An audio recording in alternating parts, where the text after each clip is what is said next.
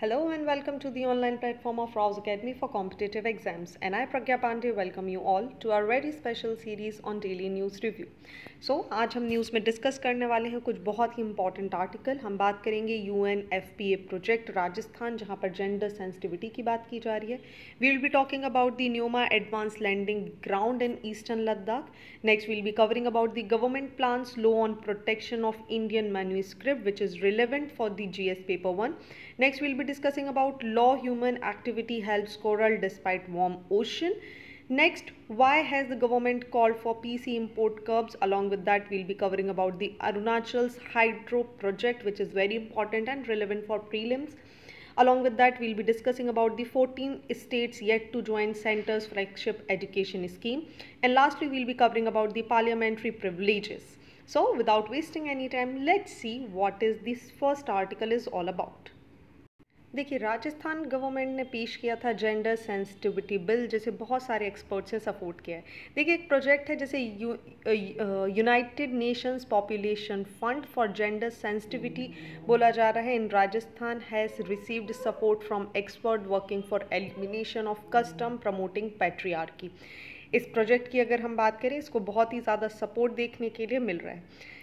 Let's get much deeper into this particular article. देखिए, एक 4 महीने से लंबा एक प्रोजेक्ट है जिस पे लगातार यहाँ पर जेंडर इक्वालिटी को लेकर और पब्लिक का जो माइंडसेट है, जो पब्लिक का जो ओपिनियन है, जेंडर बेस्ड डिस्क्रिमिनेशंस जो हमें दिखाई देते हैं, उसको चेंज करने को लेकर यहाँ पर UNFPA प्रोजेक्ट को लेकर राजस्थान गवर्नमेंट प्रमोट कर रही है। अगर हम UNFPA की बात करें तो ये Haridev Joshi university of journalism जो जयपुर की है, ये इनके पार्टनरशिप में यहाँ पर इसको लाया गया है, जिसमें जो जेंडर नॉर्म्स हैं, सेक्सुअल वायलेंसेस हैं, ह्यूमन राइट्स हैं, ऐसी चीज़ों को लेकर प्रमोशन किया जाएगा, लोगों को अवेयर किया जाएगा और साथ ही जेंडर सेंसिटिविटी को लेकर अलग अलग स्थानों पर वर्कशॉप भी कंडक्ट कराई जाएगी। अब देखिए, यहाँ पर इस पर्टिकुलर चीज़ को सपोर्ट किया जा रहा है बाय ऑल दी एक्सपर्ट, जिनका बोलना है कि ये यंग इंडिविजुअल्स को सपोर्ट करेगा, प्रमोट करेगा कि वो ऐसे एक्टिव जो रोल्स हैं जिसमें सोसाइटी का माइंडसेट, एटीट्यूड या बिहेवियर चेंज किया जा सकता है, उसमें आगे बढ़ चलकर हिस्सा लें। इस प्रोजेक्ट की पूरा एम है जो यंग इंडिविजुअल्स हैं, क्योंकि ये एक मीनिंगफुल रोल प्ले करते हैं। वुमेन एम्पावरमेंट की हम बात करें, चाहे जितने सोशल नॉर्म्स या चेंजेस की बात करें, जो डिस्क्रिमिनेशन हमें देखने मिल रही हैं, जो डिस्पैरिटीज़ हमें देखने मिल रही हैं, चाहे हम रूरल एरिया की बात करें या अर्बन एरिया की बात करें, यहाँ पर यूथ जो है वो इस पूरे कॉन्टेक्स्ट का पूरी सारी चीज़ों की है। सो इनको एजुकेट करना, इनको sensitive banana towards the gender equality और डिस्क्रिमिनेशन जैसी चीज़ों को ख़त्म करने के लिए बहुत ही ज़्यादा महत्वपूर्ण हो जाता है। Let's discuss about the United nation population fund. देखिए, यूनाइटेड नेशन पॉपुलेशन फंड एक स्पेशलाइज्ड एजेंसी है, जैसे आप यूनाइटेड नेशंस के अंदर देखते हैं, जो कि यूजुअली मुख्य फोकस इनका होता है ग्लोबल पॉपुलेशन और रिप्रोडक्टिव हेल्थ के जो इश्यूज हैं उनको एड्रेस करने के लिए। UNFPA की बात करें तो इसे इस्टेब्लिश किया गया था 19 दिसंबर 1969 को, जहां पर जो पॉपुलेशन या डेवलपमेंट से रिलेटेड चैलेंजेस हैं उनको डील करना, उनको टैकल करना इनका मुख्य उद्देश्य रखा गया है। UNFPA के मैंडेट की बात करें तो ये usually right of every individual को प्रमोट करने की बात करते हैं। They even talk about the reproductive health services, जो कि जेंडर इक्वल होनी चाहिए, जेंडर न्यूट्रल होना चाहिए और साथ ही पॉपुलेशन डेटा को कलेक्ट करना और उसको एनालाइज करना इनका एक मुख्य उद्देश्य है। इसके अलावा इनका एक और मुख्य उद्देश्य आपको देखने मिलेगा, जहाँ पर ये इंश्योर करते हैं कि जितनी भी प्रेगनेंसी वर्ल्ड में हो वो वांटेड हो, वो कंसेंशुअल हो। दैट मीन्स उसको किसी भी तरीके से महिला के ऊपर इम्पोज नहीं किया गया हो। साथ ही जितने भी चाइल्ड बर्थ हो रहे हैं वो सेफ हों, सिक्योर हो और जो भी यंग पर्सन है उसके जितने भी पोटेंशियल है उसका फुल यूज़ यहाँ पर किया जा सके। चलिए बात करते हैं अगले आर्टिकल के बारे में। इंटरनल सिक्योरिटी से रिलेटेड बहुत ही महत्वपूर्ण आर्टिकल है। Nyoma advance landing ground in eastern Ladakh being upgraded to handle fighter jets. देखिए, हम बात करने वाले हैं LAC के एरिया की। आज की डेट में अगर हम बात करें तो आप ये जो रनवे है न्योमा का, जो कि लोकेट है लगभग 13,700 फीट की ऊंचाई पर, जो आपको तांगसू लेक के साउथ में दिखाई देगा और लद्दाख से स्पेशली अगर हम LAC की बात करें तो इससे इसकी क्लोजनेस बहुत ही ज़्यादा है। इस पूरे रनवे की अगर हम बात करें तो ये इसको एक्सपांड करने की बात करी जा रही है लगभग 9000 फीट, जिसकी वजह से ये कैपेबल हो जाएगा कि फाइटर जेट्स, जो इंडियन एयरफोर्स के फाइटर जेट्स हैं, उनको यहाँ से उड़ान भराने में इम्पॉर्टेंट रोल प्ले कर सके। लॉजिकली अगर हम इसके जोग्राफिकल पॉइंट ऑफ व्यू से इसकी लोकेशन की बात करें तो 13,700 फीट की ऊंचाई पर तांगसो लेक और LAC के नज़दीक, स्पेशली ईस्टर्न लद्दाख के नज़दीक होना इसको अपने आप में बहुत ज़्यादा महत्वपूर्ण बना देता है। उसी को ध्यान में रखते हुए इस न्योमा को एक्सपांड करने की और लगभग 9000 फीट से भी ज़्यादा एक्सपांड करने की बात यहाँ पर की जा रही है। इसी के अलावा न्योमा की एक और खासियत है कि देखिए ये ऐसी वेदर कंडीशन पे है जो एक स्टेबिलिटी प्रोवाइड कर देती है इंडियन एयरफोर्स को, एयरफील्ड्स को, ताकि यहाँ पर फाइटर जेट्स को उतारना या यहाँ से किसी भी एयर एक्टिविटी को कंडक्ट करना बहुत ही ज़्यादा स्मूथ हो जाता है। अगर हम बात करें 2020 के स्टैंड ऑफ के बारे में तो IAF ने डिप्लॉय किए हैं helicopters and attack aircraft to Nyoma for troop support, surveillance and intelligence gathering. China ने भी देखिए क्या किया है, रिसेंटली अपने एयर बेसिस को और आसपास के इलाकों को, स्पेशली रोड्स और जितना भी अकोमोडेशन या इंफ्रास्ट्रक्चर स्ट्रक्चर हो उसको यहाँ पर मजबूत किया है। ऐसे में महत्वपूर्ण हो जाता है इंडियन आर्मी के लिए कि वो एक्सट्रीम वेदर कंडीशन को ध्यान में रखते हुए एक ऐसे सेंटर को इस्टेब्लिश करे जो उनको ऑल वेदर कंडीशन में एक पॉजिटिव अप्रोच प्रोवाइड करेगा। और ऐसे में आप देखेंगे तो न्योमा इन सारी रीजन्स में खरा उतरता है। बात कर लेते हैं LAC के बारे में। लाइन ऑफ एक्चुअल कंट्रोल एक डिमार्केशन लाइन है जो कि इंडिया की जो कंट्रोल टेरिटरी है और जो चाइना की कंट्रोल टेरिटरीज हैं उनके बीच में एक लाइन ड्रॉ करता है। इंडिया और चाइना की बात करें तो दोनों कंट्रीज अपनी अलग अलग लेंथ ऑफ LAC मानती हैं। इंडिया मानता है कि 3488 किलोमीटर लंबी ये लाइन है, वहीं चाइना मानता है कि सिर्फ 2000 किलोमीटर तक का जो दायरा है वही LAC के अंदर आता है। देखिए LAC से हमें एक डिवाइड देखने मिलता है 3 सेक्टर्स में। पहला है ईस्टर्न सेक्टर जो कवर करता है अरुणाचल प्रदेश को और सिक्किम के एरिया को। दूसरा है मिडिल सेक्टर जिसमें आपको उत्तराखंड और हिमाचल प्रदेश का क्षेत्र दिख जाएगा। और लास्टली है वेस्टर्न सेक्टर जो कि लद्दाख का क्षेत्र है। और यही न्योमा एयरक्राफ्ट हमारे लिए एयरबेस जो बना रहा है वो बहुत महत्वपूर्ण बन जाता है। अगर हम इसको मैप पे देखने की कोशिश करें तो आप देखिए this is the Galwan valley जो लगातार चर्चा का विषय बनी रहती है। ये आपको तांगसो लेक दिखाई दे रही है और इसी के साउथ में आपको न्योमा दिखाई दे जाएगा। This is the Ladakh, this is Kargil. So strategically you can understand why this Nyoma is very important for us. चलिए मूव करते हैं अगले आर्टिकल की तरफ, जहां पर गवर्नमेंट ऑफ इंडिया प्लान कर रही है एक ऐसे लॉ को लाने के लिए जो इंडियन मैन्यूस्क्रिप्ट, जो पांडुलिपि है भारत का, जो इतिहास है, जो संस्कृति है, उनको यहाँ पर सुरक्षा प्रदान की जा सके। देखिए जो बख्शाली मैन्यूस्क्रिप्ट है, एंशियंट इंडियन मैथमेटिकल टेक्स्ट, जिसको बर्च ट्री पर, जो कि यूजुअली हिमालय में देखने मिलते हैं, इसे अर्लीस्ट रिकॉर्ड माना जाता है जहां पर 0 का एग्जाम्पल यानी 0 का एग्जाम्पल दिया गया था। तो पहली चीज़ आपको एग्जामिनेशन के लिए बख्शाली मैन्यूस्क्रिप्ट को याद रखना है। दूसरी चीज़ आप याद रखेंगे जो मैन्यूस्क्रिप्ट है इनको 2 तरीके से लिखा जाता था, या तो पाम लीव्स के ऊपर या फिर बर्च बार्क के ऊपर, जो कि हमें हिमालय के क्षेत्र में दिखाई देती हैं। अब यहीं पर आप ध्यान देंगे गवर्नमेंट यहाँ पर प्लान कर रही है कि कुछ ऐसा फॉर्म लेकर आप आया जा सके जहाँ पर इन मैन्यूस्क्रिप्ट को प्रिजर्व किया जा सके। देखिए ये जो प्रपोज्ड बिल है ये एनविजन कर रहा है कि लगभग 10 मेंबर नेशनल मैन्यूस्क्रिप्ट अथॉरिटी यहाँ पर बनाई जाए with the culture minister as the chairperson. NMA जिसकी यहाँ पर बात करी जा रही है, national manuscript bill we are talking about, ये रिस्पॉन्सिबल होगा डिजिटलाइज करना, कंजर्व करना, प्रिजर्व करना, एडिट करना या पब्लिकेशन करना जितने भी मैन्यूस्क्रिप्ट है उनको। साथ ही ये रेगुलेट करेगा, एक्सेस करेगा मैन्यूस्क्रिप्ट्स को, इन्वेस्टिगेट करेगा अगर कहीं पर कोई थेफ्ट हुआ है, कोई डैमेज हुआ है तो उसके कारण का पता लगाएगा। साथ ही दूसरे जितने भी एजुकेशनल इंस्टीट्यूशन हैं उनसे यहाँ पर कोलैबोरेट करते हुए जो स्टडी अपॉर्चुनिटीज़ हैं, यहाँ से क्या मैक्सिमम यूटिलाइजेशन मैन्यूस्क्रिप्ट से किया जा सकता है, ये सारे काम भी NMA करते हुए दिखाई देगा। साथ ही एक डिजिटल पोर्टल क्रिएट करेगा जिसमें आपको इंडेक्स दिखाई देंगे, डिफरेंट कैटलॉग्स दिखाई देंगे, so that you can read the digital form of manuscript also. साथ ही यहाँ पर बात की जा रही है, आज की डेट में अगर आप देखेंगे तो इंडिया के पास 10 मिलियन से भी ज़्यादा बहुत ही पुरानी एंशियंट मैन्यूस्क्रिप्ट है, जैसे संस्कृत, में आपको देखने के लिए मिल जाएंगी और कुछ रीजनल डायलेक्ट में भी देखने के लिए मिल जाएंगी। मैन्यूस्क्रिप्ट्स की इंपॉर्टेंट इसीलिए हो जाती है कि ना केवल ये आपको लिटरेचर या साहित्य की जानकारी देते हैं, ना केवल रिलीजन की जानकारी देते हैं, other than that they give us information about the maths, astrology, geography, agriculture and many more thing. आज की डेट में जितनी भी मैन्यूस्क्रिप्ट्स हमारे पास मौजूद हैं उसमें से 75% केवल संस्कृत में है और 25% रीजनल लैंग्वेज में भी लिखी हुई हैं। ऐसे में एनएमए के लिए एक बहुत बड़ी जिम्मेदारी हो जाती है कि इन 10 मिलियन मैन्यूस्क्रिप्ट्स को प्रिजर्व करना, इनको डिजिटलाइज करना और इनको ऑनलाइन अवेलेबल कराना, क्योंकि आपको पता है मैन्यूस्क्रिप्ट्स या ये जो स्क्रिप्ट्स हैं इनकी एक इलास्टिसिटी होती है। अगर इनको अच्छे से प्रिजर्व नहीं किया गया तो ये एक समय बाद खराब भी हो जाएंगी।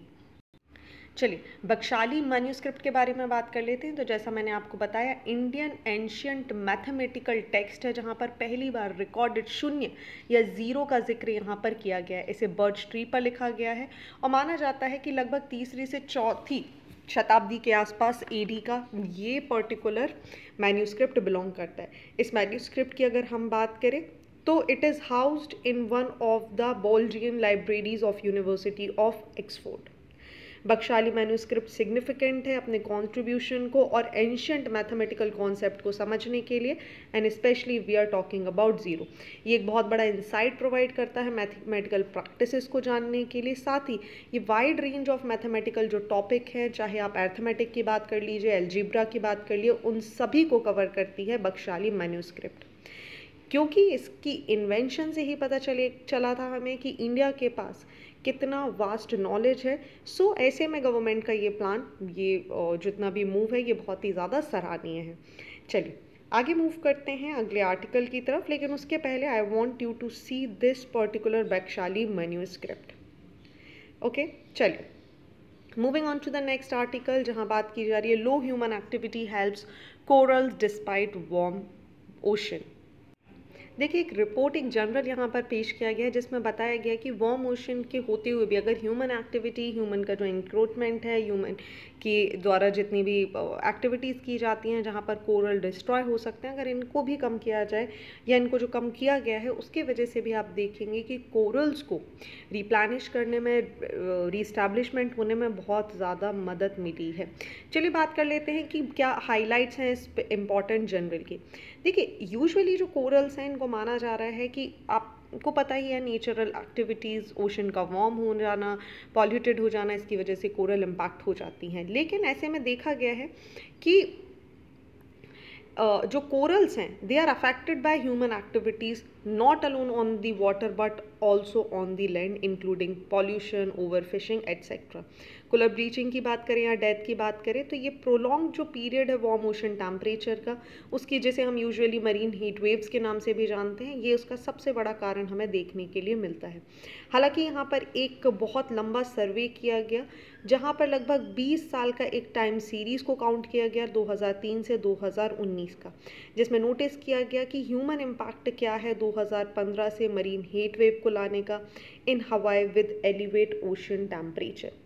ह्यूमन इम्पैक्ट को जब यहाँ पर एनालाइज किया गया तो पता चला urban run off, waste water pollution and fishing को अगर रिस्ट्रिक्ट किया गया तो यहाँ पर कोरल जो हैं उनका जो कवर है वो ग्रेजुअली आपको सिग्निफिकेंटली चेंज होता हुआ दिखाई दिया।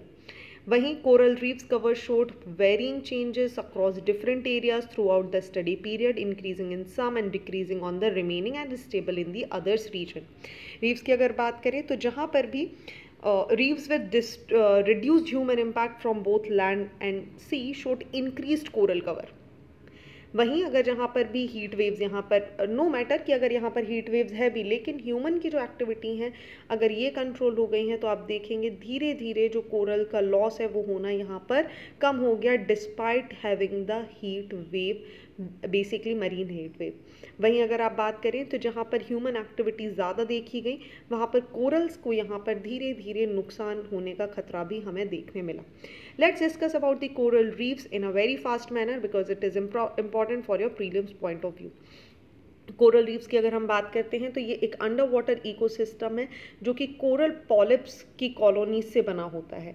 कोरल पॉलिप्स की अगर हम बात करें तो ये छोटे छोटे एनिमल्स होते हैं जो कि फाइलम सिंडेरिया फैमिली को बिलोंग करते हैं। The image you are seeing here are talking about the coral itself. Corals की अगर हम बात करें तो ये एक तरीके से रेन फॉरेस्ट ऑफ द सी कहे जाते हैं, क्योंकि ये अपनी हाई बायोडाइवर्सिटी और इकोलॉजिकल इंपॉर्टेंस के लिए जाने जाते हैं। यूजुअली अगर हम इन्हें देखें तो ये साफ, थोड़ा सा गर्म, मॉडरेट सा पानी आपको देखने मिल जाएगा, शैलो वाटर, और स्पेशली ट्रॉपिकल एंड सब ट्रॉपिकल एरियाज में आपको कोरल देखने के लिए मिल जाएंगे।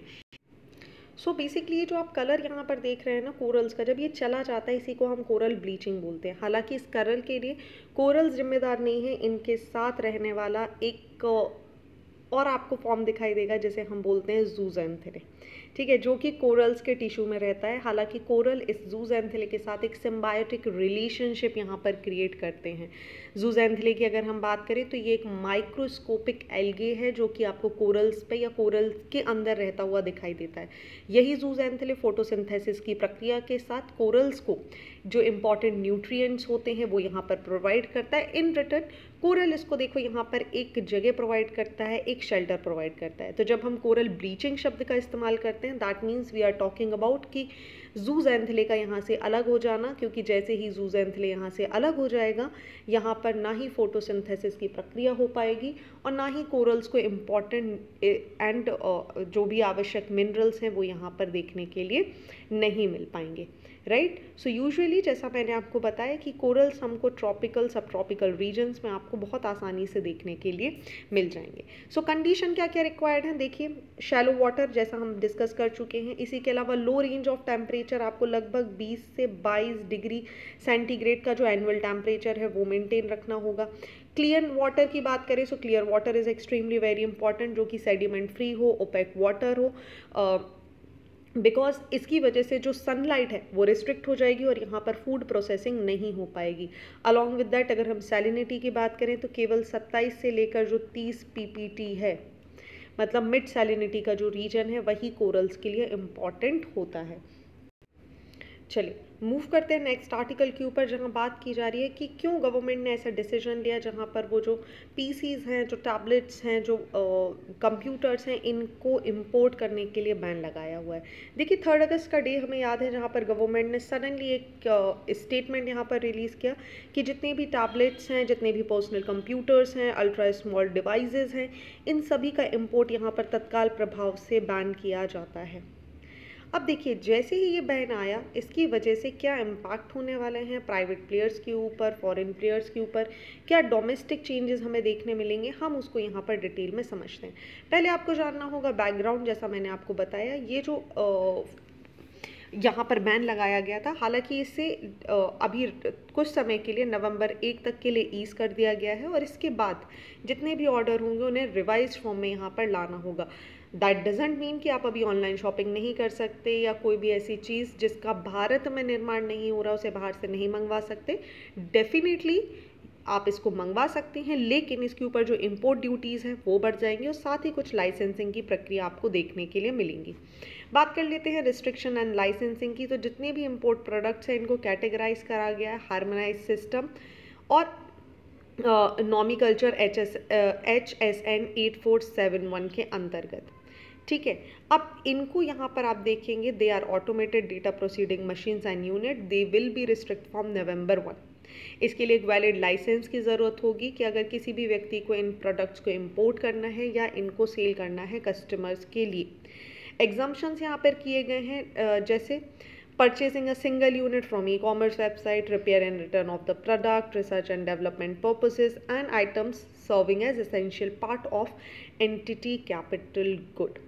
अब इस पर्पस का मूव किया था, देखिए सबसे पहला काम था इंडिया को, जो चाइना है उसके ऊपर एक बहुत बड़ा सस्पिशियस था कि चाइना अपने यहाँ से जितने भी इंपोर्ट किए हुए चीज़ें चाइना की तरफ से इंडिया में आ रही हैं, चाइना हमारे ऊपर नज़र रख रहा है और वहाँ पर नेशनल सिक्योरिटी को लेकर एक बहुत बड़ा सवाल क्रिएट हुआ। इसी के अलावा अगर हम बात करें तो जो हमारी डिपेंडेंसी है वो फॉरेन कंपनीज़ के ऊपर ज़्यादा बढ़ रही थी, उसको भी रोकने के लिए और डोमेस्टिक मैन्युफैक्चरर्स को बढ़ाने के लिए बहुत बड़ा मूव लिया गया है। चलिए हम डोमेस्टिक मैन्युफैक्चरिंग और इंपोर्ट्स की बात कर लें अगर इंडिया में, तो डोमेस्टिक जो प्रोडक्शन है इलेक्ट्रॉनिक गुड्स का वो $49 बिलियन इंक्रीज़ हुआ है इन 2016 एंड 17 to 87.1 billion in 2021-2022. वहीं अगर हम imports की बात करें of the restricted products were around 10.1 million from financial year 2022-23, down about 13% from the previous year. So this move is expecting कि जो डोमेस्टिक डिमांड है इलेक्ट्रॉनिक हार्डवेयर्स की वो ग्रेजुअली बढ़ेगी और फाइनेंशियल ईयर 2026 तक आप देखेंगे तो लगभग 300 बिलियन डॉलर का जो मार्केट है वो इंडिया यहाँ पर वो इंडिया यहाँ पर खड़ा कर देगा। और इस तरीके की जो डिमांड है इसको देखते हुए बहुत ज़्यादा आवश्यक हो जाता है कि जो डोमेस्टिक प्रोडक्शन है उसमें इंडिया कहीं पीछे ना छूट जाए और उस बार को मेंटेन करने के लिए 2026 के इस टारगेट को मेंटेन करने के लिए India has decided and taken up this particular move. Impact की बात करें अगर हम मार्केट और कंपनीज पे किस तरीके का इम्पैक्ट देखने मिलेगा तो जितने भी मेजर प्लेयर हैं in the domestic PC market like HP, Lenovo, Dell, Acer and Asus, इन सभी पर आपको एक कहीं ना कहीं कंसर्न दिखाई दे रहा है कि जो एक्सेसिबिलिटी है स्टॉक की, जो पोटेंशियल प्राइस इम्पैक्ट है उसकी बढ़ने की वजह से, और साथ ही फेस्टिवल सीज़न आ रहा है, ऐसे में इन सारी कंपनियों को अपने अपने बारे में एक बहुत बड़ी चिंता है कि किस तरीके से ये इस पर्टिकुलर मुसीबत से निपटेंगे। चलिए मूव करते हैं नेक्स्ट आर्टिकल की तरफ जहां बात की जा रही है 14 स्टेट्स अभी भी वेट कर रहे हैं एजुकेशन जो सेंटर की एजुकेशन स्कीम है उसको ज्वाइन करने का। देखिए बात करते हैं PM ऊषा की जहां पर फोकस किया जा रहा है that district should be identified to improve the overall quality of higher educational institute. इसको रिलेटेड कुछ चैलेंजेस भी हैं जिसको हम बहुत डिटेल में यहाँ समझने वाले हैं। देखिए Kerala, Tamil Nadu, West Bengal and 11 other states and union territories are yet to sign a crucial memorandum of understanding with union education minister. MOU की बात करें तो ये बहुत में इम्पॉर्टेंट हो जाता है क्योंकि नेशनल एजुकेशन पॉलिसी को यहाँ पर लॉन्च करना और इसका जो फंड है लगभग 13,000 करोड़ का उसे अगले 3 सालों में किस तरीके से डिस्ट्रीब्यूट किया जाएगा इसके बारे में विचार करना। ये सारा का सारा जो परिचर्चा है वो हम करने वाले हैं प्रधानमंत्री उच्चतर शिक्षा अभियान which is the PM Usha scheme. अब यहाँ पर बात करें कि आखिर प्रॉब्लम है क्या। देखिए ऑपोजिशन ने रूल किया है दैट एक तरीके का कंसर्न है जो MOU है as 40% of the PM Usha budgets need to funded by the state themselves. So now they are questioning if we are providing this much of budget then what is the need of center, and after all इसके बाद भी हमें centre की guidelines के अंदर चलना होगा। सो यहाँ पर अभी सेंटर और स्टेट के बीच में हमें डिस्कशन होता हुआ नज़र आ रहा है। बात करते हैं हम PM ऊषा लाने की आवश्यकता क्या है।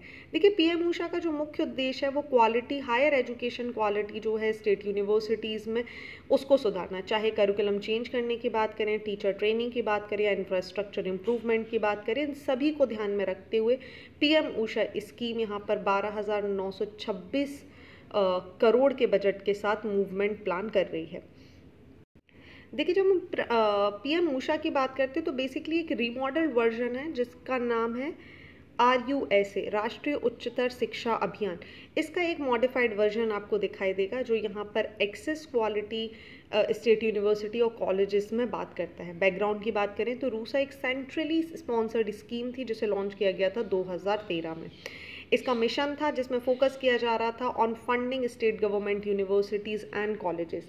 इस स्कीम का मुख्य उद्देश्य था एक हायर एजुकेशन में क्वालिटी एजुकेशन प्रोवाइड करना, लोगों को एक्सेस करवाना हायर एजुकेशन को लेकर, और साथ ही यहाँ पर क्वालिटी ऑफ एजुकेशन को इम्प्रूव करना।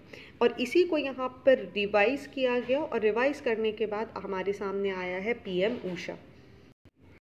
चलिए moving on to the next article जहाँ हम बात करने वाले हैं अरुणाचल के हाइड्रल प्रोजेक्ट्स के बारे में। देखिए रिसेंटली हुआ क्या है, 12 हाइड्रल पावर प्रोजेक्ट्स जो अरुणाचल प्रदेश में हैं इनको हैंड ओवर कर दिया गया है to the 3 central public sector undertakings. अगर हम इन पूरे प्रोजेक्ट्स की बात करें तो इनकी जो इंस्टॉल कैपेसिटी है वो हमें देखने मिलेगी 11,523 मेगावाट। और ये पहले अगर आप बात करेंगे so they all were previously owned by the private companies. अब इनको इकोनॉमिकल वायबिलिटी देखते हुए यहाँ पर आप देखेंगे कि इनका जो शिफ्ट है, जो इन पे बहुत ज़्यादा खर्चा बहुत हो रहा था, जनरेशन बहुत कम हो पा रहा था, ऐसे में जो प्राइवेट कंपनीज़ हैं उन्होंने यहाँ पर इन्हें छोड़ने का निर्णय लिया था। एंड फाइनली जो CPUs हैं उन्होंने इन प्रोजेक्ट्स को यहाँ पर अंडरटेक कर लिया है and they are the Sutlej Jal Vidyut Nigam, North Eastern Electric Power Corporation Limited and the National Hydro Electric Power Corporation. देखिए, इसी के साथ हमें बात करनी होगी 500 गीगावाट प्रोग्राम के बारे में।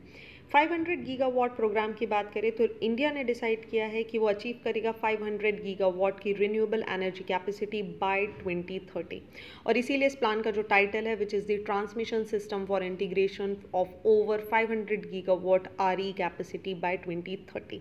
यहाँ पर डिसाइड किया गया है कि इंडिया का जो पूरा का पूरा इन्वेस्टमेंट है वो अपनी कैपेसिटी बिल्डिंग को आप लेकर देखेंगे तो लगभग 2.44 लाख करोड़ रुपए का इन्वेस्ट करके इंडिया 500 गीगावाट की जो एनर्जी है इसको यहाँ पर बनाएगा with the renewable energy. This means country is aiming to develop approximately 50% of its energy from the non fossil fuel sources by 2030 itself. ये जो एंडेवर है ये बहुत बड़ा पार्ट है इंडिया के कमिटमेंट का ग्लोबल क्लाइमेट गोल्स को अचीव करने का, और साथ ही एक क्लीन एनर्जी की तरफ इंडिया के मूवमेंट के लिए अपने आप में ये एक बहुत बड़ा इम्पॉर्टेंट रोल है जो इंडिया प्ले कर रहा है। इंडिया की अगर हम बात करें तो ऐसी कंडीशन में हमारे लिए हाइड्रो पावर प्रोजेक्ट्स जैसे अरुणाचल का जो प्रोजेक्ट था वो बहुत ही ज़्यादा इम्पॉर्टेंट हो जाता है। करंट स्टेटस की बात करें तो इंडिया में 409 gigawatt installed energy production capacity है with 173 gigawatt coming from the non fossil fuel sources which means 42% of the total installed electricity generation capacity. That means India is yet very far achieving this particular 500 gigawatt energy from the clean sources, और ऐसे में इन सारे hydro power projects को एक line में रखना India के लिए बहुत ज़्यादा महत्वपूर्ण हो जाता है। चलिए बात करने वाले हैं हम पार्लियामेंट्री प्रिविलेजेस के बारे में। देखिए, पार्लियामेंट्री प्रिविलेजेस की अगर हम बात करें तो ये एक तरीके की स्पेशल राइट होते हैं, इम्यूनिटीज़ होती हैं, एक्सम्पशन होती हैं which are enjoyed by 2 houses of parliament, their committee and their members. अगर हम इन प्रिविलेजेस की बात करें तो देखिए इनको डिफाइन किया गया है आर्टिकल 105 ऑफ इंडियन कॉन्स्टिट्यूशन में। If we are talking about these privileges तो इन प्रिविलेजेस के अंदर जो मेंबर ऑफ पार्लियामेंट है ये एग्जम्प्टेड होते हैं from any civil liability but not criminal one दो फॉर एनी स्टेटमेंट मेड और act done in the course of their duties. So ये जो प्रिविलेजेस हैं इन्हें क्लेम किया जा सकता है तभी जब कोई भी व्यक्ति मेंबर ऑफ हाउस हो। जैसे ही इनकी मेंबरशिप यहाँ पर ख़त्म हो जाती है ये जो प्रिविलेज है इसको भी वापस ले लिया जाता है। हालांकि पार्लियामेंट ने इस तरीके को कोई स्पेशल लॉ यहाँ पर नहीं बनाया हुआ है, किसी तरीके से कॉडिफाई नहीं किया हुआ है कि आखिर ये प्रिविलेज होंगे क्या। बेसिकली अगर हम बात करें तो they are rather based on the 5 sources जो कि आपको देखने के लिए मिल जाएंगे। Constitutional provision, different laws made by the parliament, rules of the both the houses, parliamentary conviction, judicial interpretation and all. Originally अगर हम बात करें तो UK house of common privileges में यहाँ पर हमें इनके बारे में परिचर्चा सबसे पहली बार देखने के लिए मिली थी। चलिए कुछ एग्जाम्पल्स के साथ यहाँ पर समझ लेते हैं किस तरीके की फ़ायदे आपको देखने मिलेंगे। देखिए, सबसे पहले freedom of speech in parliament की बात कर लेते हैं, जहाँ पर freedom of speech and expression जिसकी गारंटी दी जाती है for every citizen under the article 19 sub clause 2। ये डिफरेंट है from the freedom of speech and expression provide to a member of the parliament. So basically it has been guaranteed under article 105 clause 1 to the Indian constitution, but the freedom is subject to rules and order with regulate to proceeding of the parliament. So constitution basically provisions grant MPs freedom of speech and immunity from judicial proceeding for their statement and votes in parliament. साथ ही अगर आप बात करेंगे code of civil procedure safeguard की तो MP from arrest and detention under civil cases during session and specific period. वही अगर हम कंटेम्प्ट ऑफ हाउस की बात करें तो contempt refer to any action that is obstruct और hampers the function of Parliament और its member even without a president to the offence. Contempt में यहाँ पर इंक्लूड होंगे एक्ट्स या omission that hinder house activities और affected members and the office duty. Action against the breach of privileges. देखिए, सारे houses में इस तरीके के प्रिविलेज दिए गए हैं, लेकिन अगर कोई भी अपने प्रिविलेजेस का गलत फ़ायदा उठाता है तो उसे कंटेम्प्ट ऑफ हाउस माना जाएगा और उनके खिलाफ यहाँ पर एक एक्शन लेने की भी बात की जा रही है। वहीं बात की जा रही है mechanism of addressing breach of privileges, तो देखिए MP can raise privilege breach issue on the House floor and the House decide any action such. So cases are often referred to privileges committee which recommend action accepted by the House, and these are proceeding officer can also decide to refer case to the committee of privileges.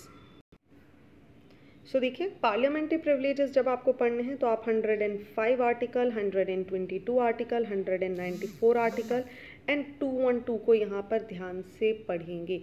105 जहाँ पर freedom of speech की बात कर रहा है parliament में, वहीं 122 की बात करें, the validity of any proceeding in parliament shell not be called in question in the court on the ground of any alleged irregularity of the procedure. वहीं आर्टिकल 194 की बात करें तो ये बात कर रहा है freedom of speech in the state legislature. वहीं 212 की बात करें तो ये वैलिडिटी दे रहा है of any proceeding in the state legislature and shall not be called in the question in the court. So यहाँ पर अगर आप बात करें पार्लियामेंट्री प्रिविलेजेस की तो आई विल रादर सजेस्ट कि आपको एक और चीज़ यहाँ पर पढ़नी होंगी, क्या इंडिविजुअल प्रिविलेजेस होते हैं, क्या कलेक्टिव प्रिविलेजेस आपको देखने के लिए मिल जाते हैं। इंडिविजुअल प्रिविलेजेस की अगर हम बात करें तो ये वो राइट हैं, इम्यूनिटीज़ हैं जिन्हें एंजॉय किया जाता है by any member of the Indian parliament state legislature. वहीं अगर हम कलेक्टिव प्रिविलेजेस की बात करें तो ये वो अधिकार हैं जिनको अधिकार या इम्यूनिटीज़ हैं जिनको एंजॉय किया जाता है by both the house of the Indian parliament as well as the state legislature as a whole, right. देखिए इसी के अलावा कुछ इंपॉर्टेंट जजमेंट्स हैं जो आपको पढ़ना ज़रूरी हो जाएंगे। कुछ ये जजमेंट हैं, इनके अलावा आपके आनंदन नाम्बियार केस 1951 को यहाँ पर गो थ्रू कर सकते हैं। अलॉन्ग विद दैट आप स्टेट ऑफ केरला वर्सेस के अजीत एंड अदर्स 2021 को भी रीड कर सकते हैं। तो ये थे आज के इंपॉर्टेंट आर्टिकल। चलिए आगे बात करते हैं मेंस के क्वेश्चन की। पहला क्वेश्चन है, how have recent development such as Doklam stand off and the Galwan valley clash affected India China relation. And next question is, what are coral reefs, how they are formed and what are their significance for marine biodiversity. आप अपने answer हमारी website पर जाकर यहाँ upload कर सकते हैं। We will definitely go through these एंड इसके बाद हम आपको बताएंगे कि कहाँ आपने गलती करी है और क्या सुधार आपके लिए आवश्यक थे। इसकी लिंक आपको हमारे कमेंट सेक्शन में भी मिल जाएगी। So thank you for watching this video. Do not forget to hit like button, comment your valuable feedback and also press the subscribe button to never miss any updates. Tomorrow it's the great day for all of us. So happy Independence Day to all of you. जय हिंद, जय भारत, मिलते हैं जल्दी।